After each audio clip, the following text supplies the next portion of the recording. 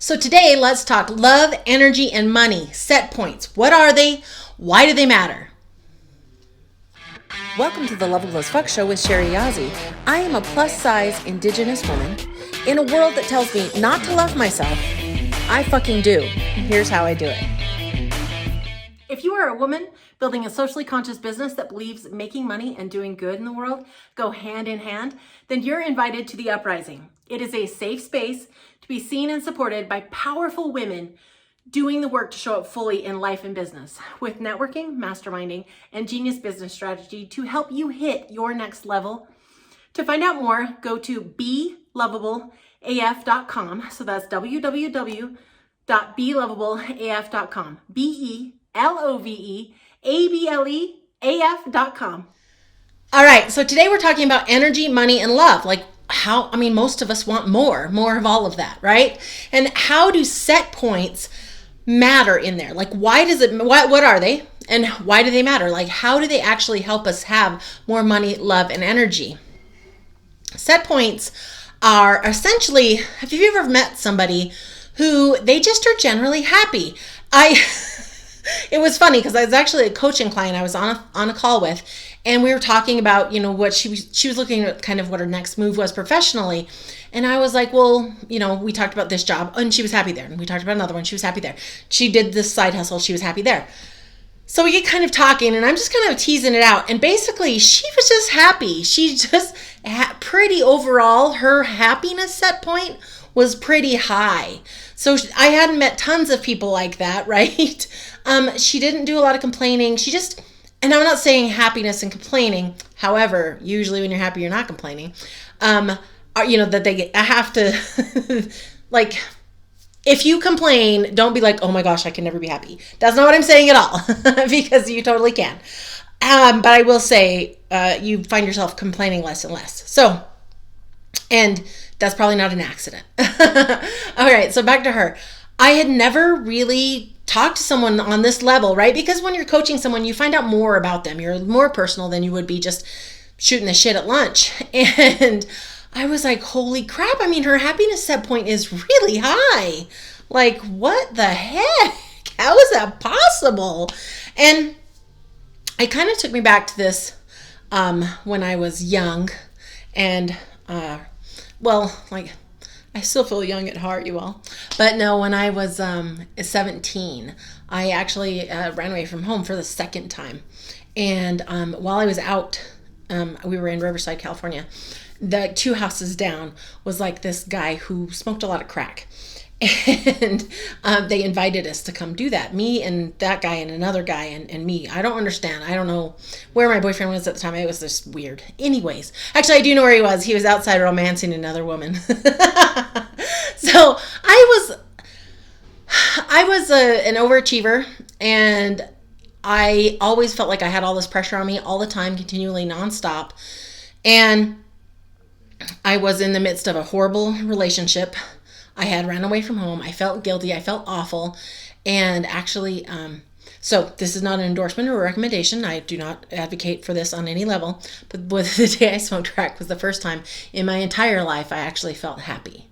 And the kind of happy that was free. The kind of happy that was, I just literally didn't give a fuck about what other people were thinking about me or saying about me. And I finally just, is this huge weight of relief. I could take a deep fucking breath for the first time in my life. And then that was followed by 24 hours of sheer, complete, total fucking misery. It was horrible. I was literally slurping the LA water out of the tap. Ugh. Anyways, so that wasn't, I'm not going to go down the whole scary story of that. That's just one thing that sticks out to me as something I would never, ever have done otherwise, ever.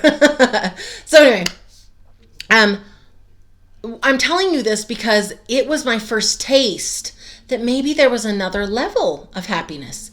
Maybe you didn't have to live inside of this constant judgment, feeling like it was not enough, feeling all this hurt and pain and overthinking every fucking thing and nonstop and right? Until you just feel like you're choking and you're being boxed in.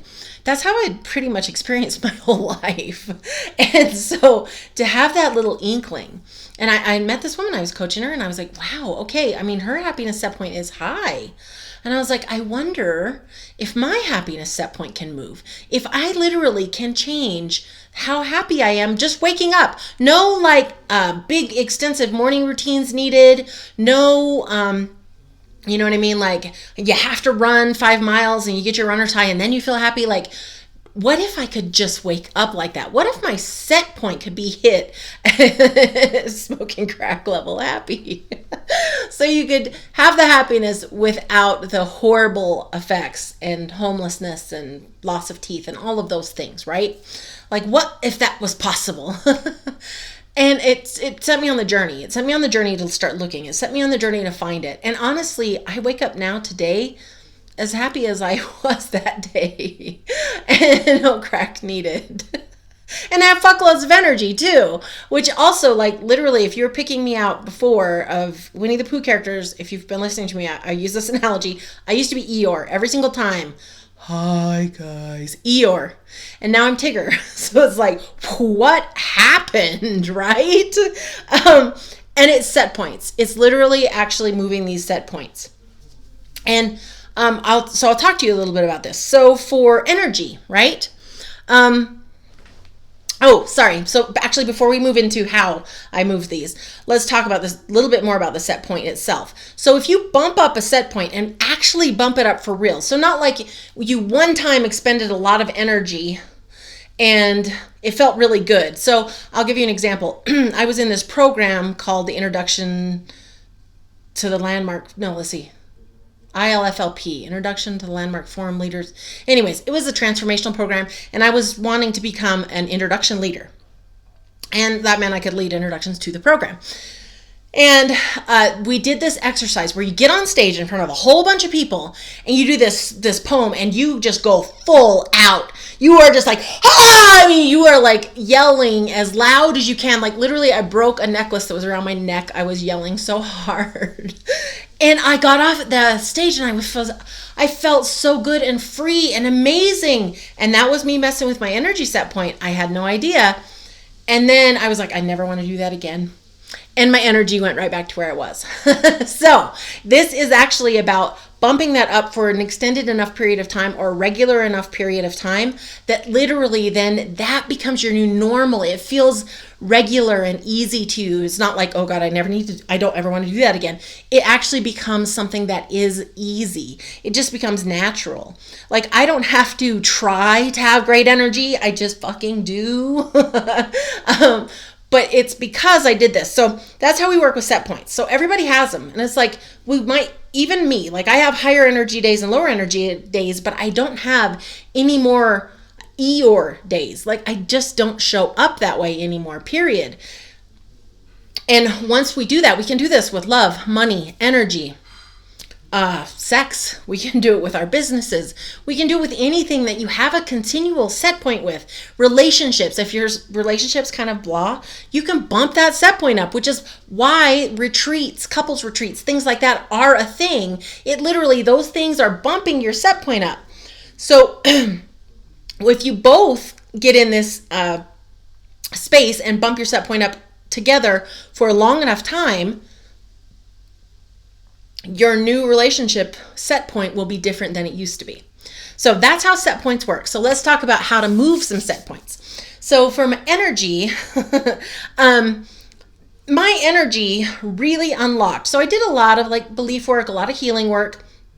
But for me, the energy unlocked when I actually went to Unleashing the Power Within. So as a person, I'm not necessarily recommending some of the things that happened with Tony Robbins. We were really unfortunate. But the actual program, it was really good and I'm happy I went. So I'll put it like that. In ours, there wasn't anything awful. There were a few things that didn't quite fit me.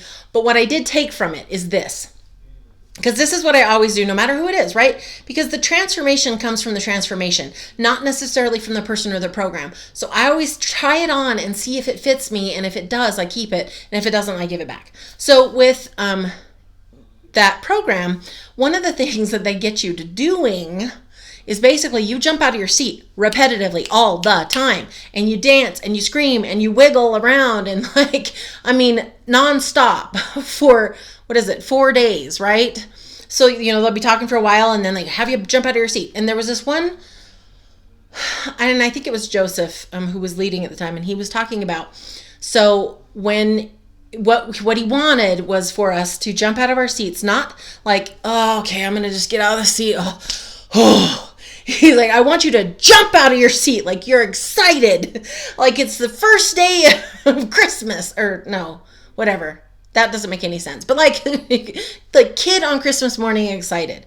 And he's like, and take this on. Do it every single time. Every time I say pencils down or pens down or whatever he said, jump out of your seat. Like every single time. And did everybody take that on? No. I can say from being in the audience, that's an absolute no. But did this gal here take it on? I fucking did. Every time, pencils down, boom, out of my seat, explosive, boom, out of my seat, explosive. And when the music came on and it was like, dance, I would dance full out. I mean, like full out, like, afterwards, I'm breathing so heavy. I mean, like full out. And it was really great for me because I was really, really grateful that there was a guy who sat next to us, and he had been to several of these. And so when he got up and danced, he just did it full out. And like I was watching him, like dancing along, watching him, and he was just so free and expressive, and he had this big movements, and I was like, holy shit, I want that. So I started doing it too, and I did it every day for 4 days. And my energy has never been the same. Never, ever, ever. So if you don't want to go do something like Unleash the Power Within, I invite you to come join the Uprising and do the Unapologetic as Fuck course, because inside of there we do 30 days and we actually are moving our bodies, we're talking, we're using our voices, and we're healing a bunch of things. At the same time, we are actually raising your set points. Okay, so then let's talk about love. So for me, my love set point shifted wildly, but it actually had to do with my beliefs.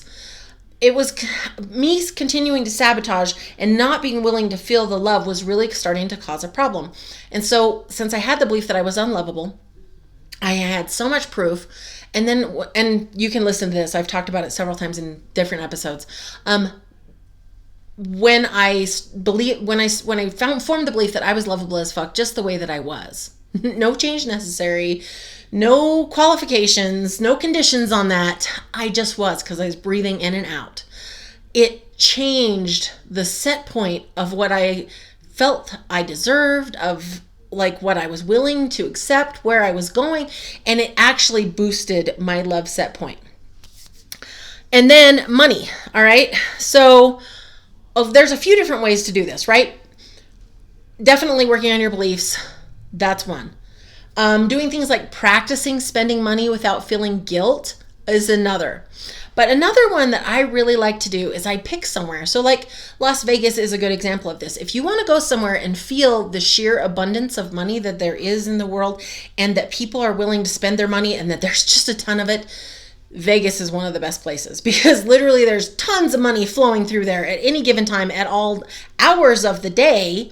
And for me, I just go and I look at these, I wander through the big, beautiful casinos like the Venetian or the Wynn, and you just look at the money that was poured into those, and then the money that people are pouring into them, and the feeling of just all of that money moving around.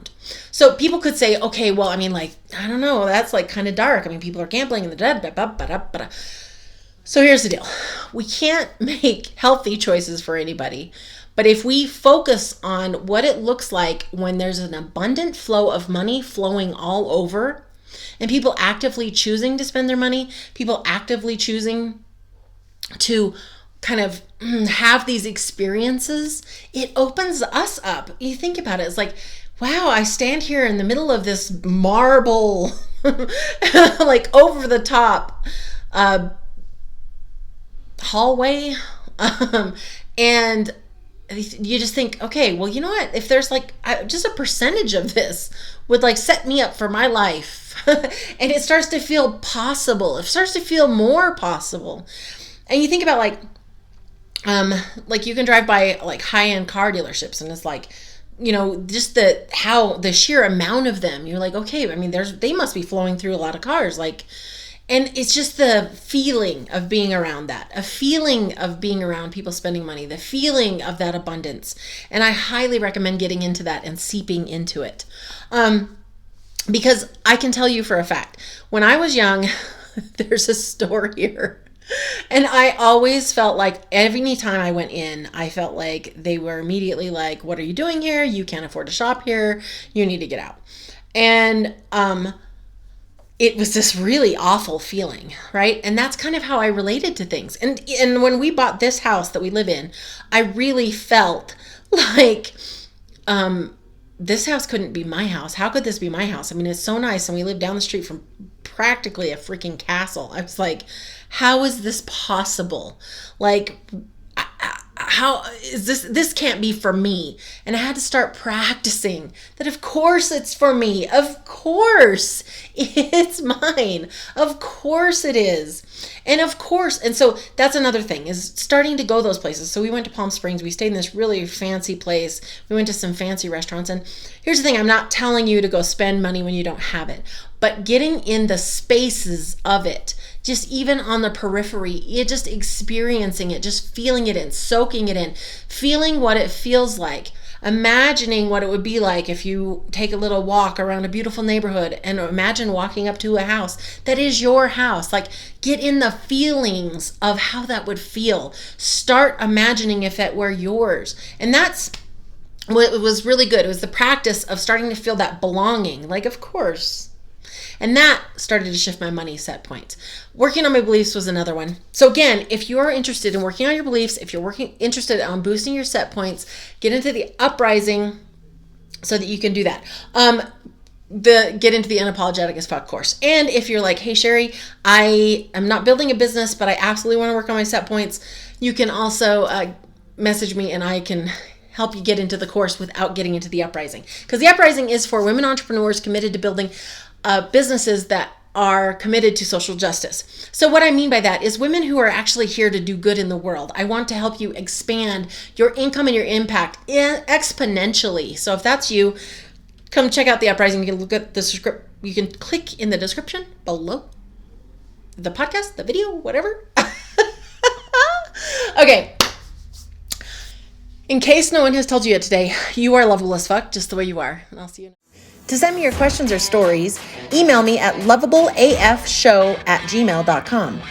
If you love the show, please comment, like, and subscribe if you're on YouTube. And if you're listening on the podcast, please leave a review and subscribe to help me get this show in front of more women who need to know that they are lovable as fuck just as they are. Check out the show notes or go to beloveableaf.com. That's BELOVEABLEAF.com for more of how to unfuck yourself, love yourself, and be happy no matter your size. I said it before and I will say it again. You are lovable as fuck just as you are.